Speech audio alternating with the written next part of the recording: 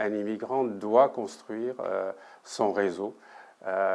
Si on le compare à des Canadiens depuis toujours, eux, leur réseau, ils l'ont construit toute leur vie, depuis la maternelle jusqu'à l'université et en intégrant le milieu du travail.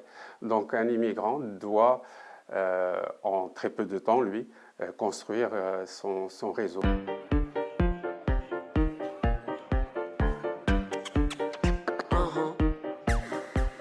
Passage obligatoire ou du moins indispensable pour trouver un travail, ne serait-ce que le premier. Ensuite, le réseautage se construit par la suite.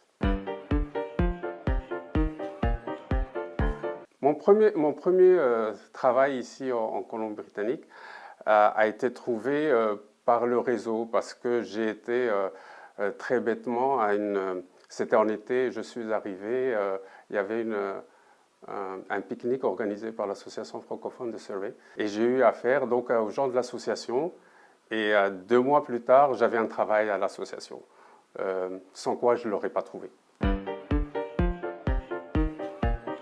Il faut qu'ils comprennent l'importance pour pouvoir très vite apprendre à construire un réseau, comment le faire, et aussi choisir ses points de réseautage, qui sont nombreux et multiples, et qui peuvent, comment dire, quelquefois étonner parce qu'on peut trouver du travail alors qu'on est en train de boire un café et à parler au serveur ou à la serveuse. Donc ça fait partie aussi de construire son réseau, c'est-à-dire que c'est tous les jours, c'est un travail de 24 heures sur 24, même quand on dort.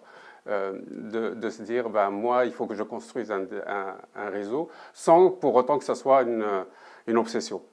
Donc il faut trouver le juste milieu.